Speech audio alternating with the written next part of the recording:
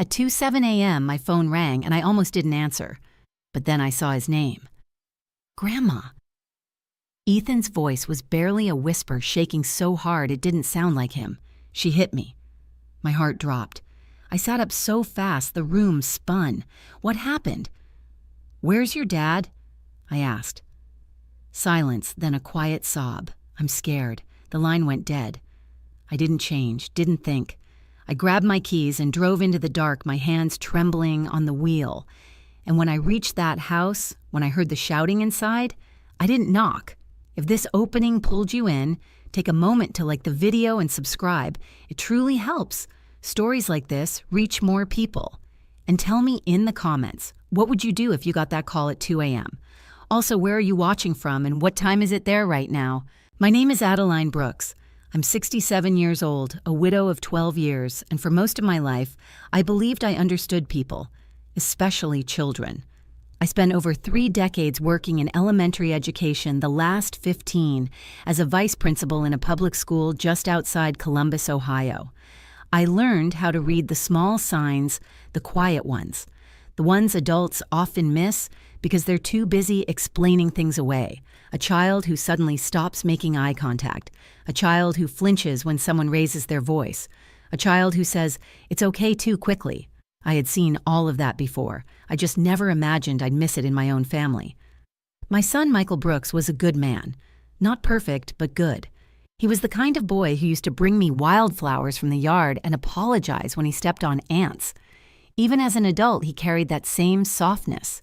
He worked hard, built a steady career as a regional sales manager, bought a modest home in a quiet neighborhood, and married a woman he said made him feel balanced. Her name was Rachel. The first time I met her, she was polite, smiled often, asked thoughtful questions. She brought a bottle of wine to dinner and complimented my cooking in a way that felt practiced, but not necessarily insincere. I remember thinking she was composed, organized, maybe a little too aware of how she came across, but I told myself that wasn't a bad thing. People show their best sides in the beginning. It wasn't until after Ethan was born that I started to feel something shift. Small things at first. Rachel began correcting Ethan in ways that felt sharp, not just guiding him, but controlling him. If he laughed too loudly, she'd tell him to quiet down. If he interrupted, she didn't gently redirect him. She shut him down completely. Once when he spilled juice at the table, she grabbed his wrist a little too tightly. Not enough to leave a mark, but enough that he froze instead of crying. I remember watching that moment longer than I should have. And I remember what I told myself afterward. She's just stressed. Being a mother is hard. I wish I could go back and shake that version of myself. Over the past 2 years, those moments didn't disappear. They just became easier to miss, or maybe easier to excuse. Michael stopped calling as often. When he did, our conversations felt shorter, thinner somehow, like he was speaking from behind a wall I couldn't see through. How are things, I'd ask. Good. Busy but good. And Rachel? She's fine, Mom, just tired. And Ethan? He's doing great. But then I'd see Ethan in person, and he wasn't great. He clung to me more than he used to. Sat closer, spoke softer. Once when I dropped a pan in the kitchen and it clanged loudly against the floor, he jumped so hard he knocked his chair back. I laughed instinctively. He didn't. He just looked toward the hallway, toward Rachel. And that stayed with me. There were other things, too. Rachel had a way of inserting herself into every conversation between me and Ethan. If I asked him about school, she answered. If I asked him what he wanted for his birthday, she'd say we already decided. If I tried to hug him goodbye, she'd remind him, say thank you properly, always watching, always managing. And Michael. He let it happen. At first I thought he was just trying to keep the peace, but over time it started to feel like something else, like he was afraid of upsetting her. I brought it up once, gently. "Are you happy?" I asked him while we were alone in the backyard, grilling burgers like we used to. He paused. Just for a second, then he smiled. "Of course I am, Mom." But his eyes didn't match. I should have pressed harder. I didn't. Because there's a certain lie parents tell themselves when their children grow up. If something were truly wrong, they would tell me. That night, the night of the call, proved how wrong that belief can be. The streets were nearly empty as I drove, the kind of quiet that only exists in the early hours of the morning when the world feels paused between yesterday and whatever comes next. My hands were tight on the steering wheel. I kept replaying Ethan's voice in my head. She hit me. Not she yelled, not she got mad. She hit me. I had heard enough children use that exact phrase to know what it usually meant and what it didn't. Every red light felt like an insult. Every second stretched too long. I remember gripping the wheel so hard my knuckles turned pale, my breath coming shallow, like I was the one hiding behind a couch somewhere. By the time I turned onto Michael's street, my heart was pounding so loudly it drowned out everything else. His house stood at the end of the cul-de-sac, a 2-story place with white siding and a porch light that always stayed on. Except tonight, the porch light was off. Only one light glowed from inside. Downstairs, I pulled into the driveway too fast, my tires crunching sharply against the gravel. For a moment, I just sat there, staring at the front door. Something felt wrong. Not just tense. Wrong. Then I heard it. A voice raised, sharp, female, Rachel. I couldn't make out the words, but I didn't need to. The tone alone sent a chill through me. Another sound followed. A crash, glass, maybe a plate. Then Michael's voice lower strained, and then silence. The kind that doesn't calm you, the kind that warns you. I was out of the car before I even realized I had opened the door. The night air hit my face, cold and biting, but I barely felt it. My focus was locked on that house, on that door, on my grandson. I walked up the steps quickly, my chest tight, my mind racing through a dozen possibilities I didn't want to name. What if I was too late? What if no? I refused to finish that thought. I reached the front door and knocked. Once. No answer. I knocked again, louder this time. Still nothing, but I knew they were inside. I had heard them, and then faintly, a sound.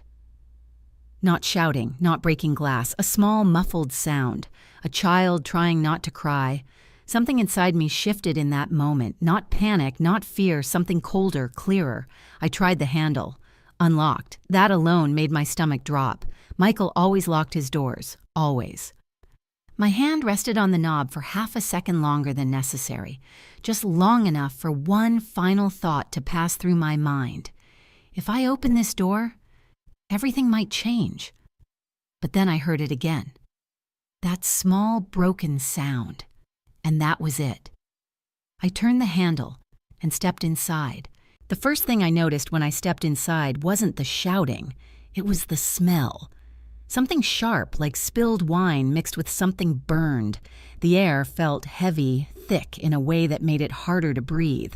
The living room lights were on too bright for that hour, casting harsh shadows across a space that looked wrong, not messy, disturbed. A chair was knocked over near the coffee table, a picture frame.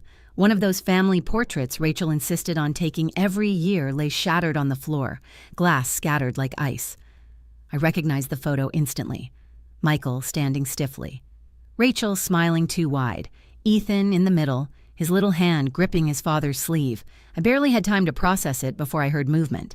Mom Michael's voice came from the kitchen. I turned and what I saw stopped me cold. He was standing near the counter, one hand braced against it like he needed the support just to stay upright. His lower lip was split blood-dried along the edge, and there was already a dark bruise forming along his cheekbone. His shirt was wrinkled, half untucked, like someone had grabbed him. My son, my grown, steady, careful son looked like he had just walked out of a fight he didn't win. "Michael," I whispered. But before I could reach him, something moved behind the couch. A small shape, curled tight. Grandma Ethan. His voice was barely audible, but the moment he saw me, something in his face broke.